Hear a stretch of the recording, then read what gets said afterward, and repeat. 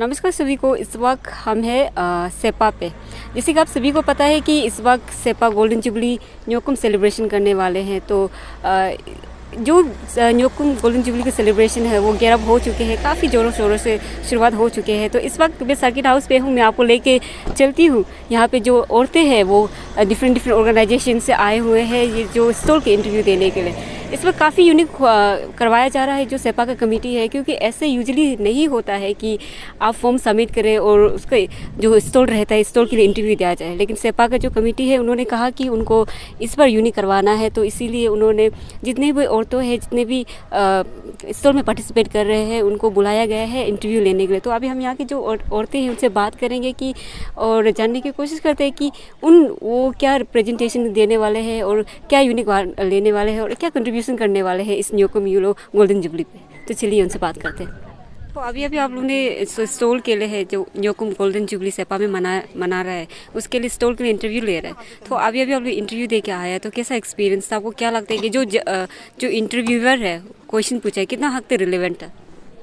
आज जितना भी वो न्योकुम गोल्डन जुबली के लिए क्वेश्चन पूछा है, स्टॉल के लिए क्वेश्चन पूछा है ना, जितना तक हमको पूछा है की पूछा है ना। जैसे कि इंटरव्यू ऐसा कभी कभी होता है कि आप रैंडमली सबमिट कर देते हैं एंड रैंडमली सिलेक्शन हो जाता है, तो उसमें 22 थोड़ा हो जाता है, फेवर सिस्टम हो जाता है।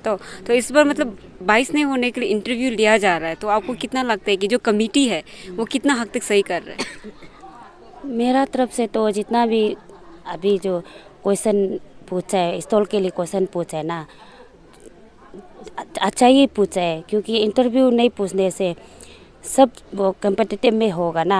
मेरा ही फॉर्म सही सबमिट किया था, सब अपना अपना फॉर्म को सही है सोचेगा। इंटरव्यू लेना मेरा तरफ से तो अच्छा ही लगा है। न्योकुम रत्नो है अला जगनुगा पुंग छेंगसी दो आई है सिसलो न्योकुम का कमिटी का दे मन सो स्टॉल दूंग दे वो सिलेक्शन में दूंग ना इंटरव्यू नो दूंग ना मानो वो में हिदे सही रे म गलत रे sa interview nona semua ko bongo de la la mangga pa sobo ira bana la aro langulo sobo mo bana ngulo refra jak pe dota do sobo interview no pa pare na he no bo bingna na no ay bo mangap ta do na la bongo de logat pa sobo interview no nam।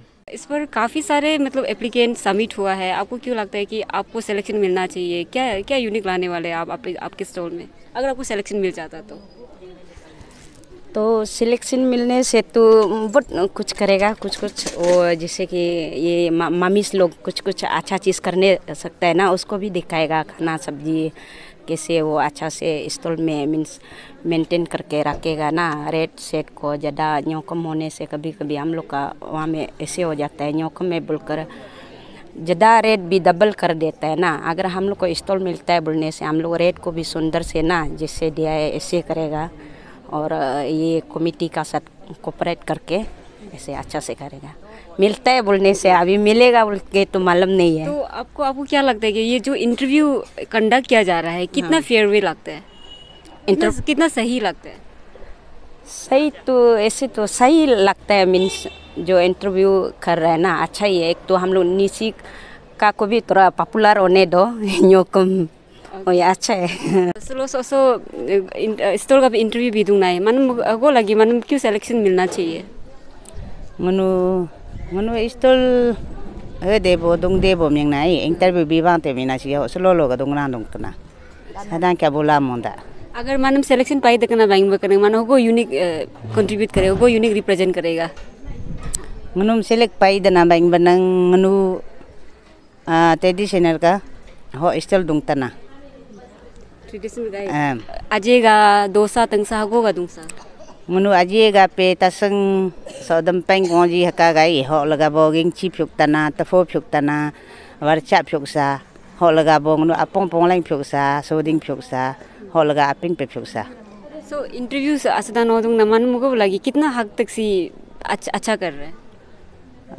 Manu अला Ming तक सब है नहीं सी first time लेकिन नु luck पे no कुमा interview अभी स्लो फर्स्ट टाइम नो बांधो। सर अब इस वक्त जैसे कि गोल्डन जुबली सेपा में मनाने वाले हैं तो काफ़ी ज़ोरों शोरों से तैयारी स्टार्ट हो चुका है। जिसका आपका आज स्टॉल का जो जितना भी कैंडिडेट है उनको आप इंटरव्यू में बुलाया गया है, तो सर क्या एक्सपेक्ट कर सकते हैं कि इस बार स्टॉल के जो पार्टिसिपेंट हैं उनमें आप लोग क्या ढूंढ रहे हैं? पहला तो वही है कि जो भी स्टॉल एप्लीकेंट्स है तो काफ़ी देर तक वेट किया है उसके लिए, और वो जो इंटरेस्टेड है वेट किया है काफ़ी देर से। और हम लोग भी स्क्रीनिंग कमेटी अभी भी ज़ोर से लग रहा है कि एक ये है कि ये बार हम लोग सोच रहे कि एक गोल्डन जुबली में स्टॉल का जो फूड स्टॉल है बैठने वाला से एक एक्सपेक्ट ये है कि हम लोग प्राइस को मतलब जो प्राइस हाइक दे होना चाहिए, रिजनेबल में होना है, और प्लस एक जो फूड फेस्टिवल का टाइप ही होना है। देन हम लोग ये एक्सपेक्ट करता है कि एकदम कोविड प्रोटोकॉल का मेंटेन करके स्वास्थ्य जो साफ़ सुथरा खाने में कोई फूड पॉइजनिंग टाइप का कुछ नहीं होना चाहिए।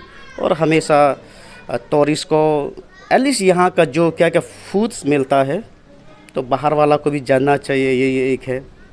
तो आपको क्या लगता है जो फूड रहता है, जो फूड कल्चर है अरुणाचल के, स्पेशली अभी तो न्योकुम है तो निशी पे फोकस किया जाएगा, तो फूड कल्चर जो निशी का है वो क्या रोल प्ले करता है इस न्योकुम में? न्योकुम में वही कि फूड कल्चर जो सब ये है कि अपना क्या है उसमें हम लोग निशी में या दूसरा टाइप में जो भी हो क्या फूड मिल सकता है और क्या क्या खाता है, जैसे दूसरा मेन स्ट्रीम वाला कुछ लोग पता नहीं होगा। तो एटलीस्ट यहाँ में क्या क्या फूड का वैरायटीज़ का मिलता है, जैसे कि हम लोग काफ़ी है जो एकदम ऑर्गेनिक टाइप का, और प्लस जो बस्ती से लेकर आता है काफ़ी जो मेडिसिनल टाइप का भी होता है। उसके लिए हम ये है कि एटलीस्ट जो है ये सब का भी सर्व होना चाहिए।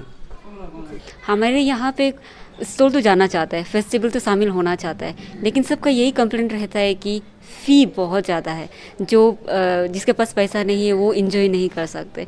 तो इस पर कमेटी क्या करने वाले हैं, कैसा बैलेंस करने वाले हैं इस चीज़ को लेके? ये है, थैंक यू यासम जी। ये है कि मैं कमेटी जो कमेटी ने न्योकुम युलों सेलिब्रेशन कमेटी का ये एक गोल्डन जुबली का स्टॉल मैनेजमेंट टीम इंटरेस्टेड किया है। तो हम लोग ने ये सोचा कि सब क्लासेस का आदमी जो पार्टिसिपेट करना चाहिए, उसमें प्राइजेस तो ये कि हम लोग ने ये सोचा है कि एक प्रीपेड कूपन सिस्टम का इंट्रोड्यूस करने के लिए सोच रहा है। जैसे उसमें वो कूपन लेने का बाद में कोई भी स्टॉल में कस्टमर जो खा सकता है तो बिलिंग भी सही तरीक़ा से होगा उसमें एक हम लोग चेक कर सकता है प्राइजेस को।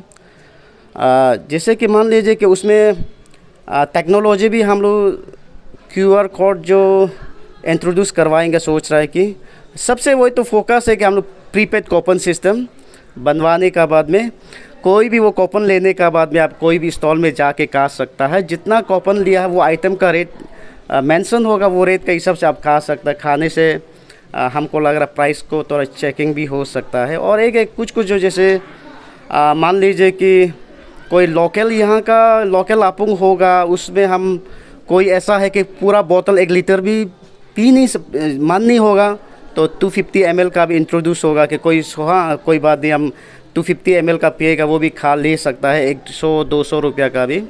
तो एक हम लोग ये पर थोड़ा चैलेंजेस है कि हम लोग coupon system prepaid coupon system को वो सिस्टम इंट्रोड्यूस करने के लिए सोच रहा है। और वो थोड़ा चैलेंजेस भी है हम लोग जो तो चैलेंज। इससे क्या बेनिफिट हो सकता है? बेनिफिट तो वही है कि हम लोग हर फेस्टिवल में ये सोचता है कि स्काई रॉकेटिंग प्राइजेस से होता है, उसको प्राइस को रेगुलेट करने के लिए अगर मेरा यहाँ का जितना भी स्कामिंग का वासियों को वही एक रिक्वेस्ट है कि अगर कमेटी उसको सही तरीक़ा से इंट्रोड्यूस करने से आप लोग भी थोड़ा कोऑपरेट कीजिए। तो प्रीपेड कूपन सिस्टम होगा तो आप सचमुच में जितना प्राइजेस है उतना का मिलेगा, और तो आपको एक्स्ट्रा चार्जेस भी नहीं होगा, तो जो रेट है वही मिलेंगे। और हम लोग कोशिश कर रहे हैं कि हर आइटम का रेट को जेन्युइन में थोड़ा रीज़नेबल में फ़िक्स करने के लिए कोशिश करेंगे आप लोग।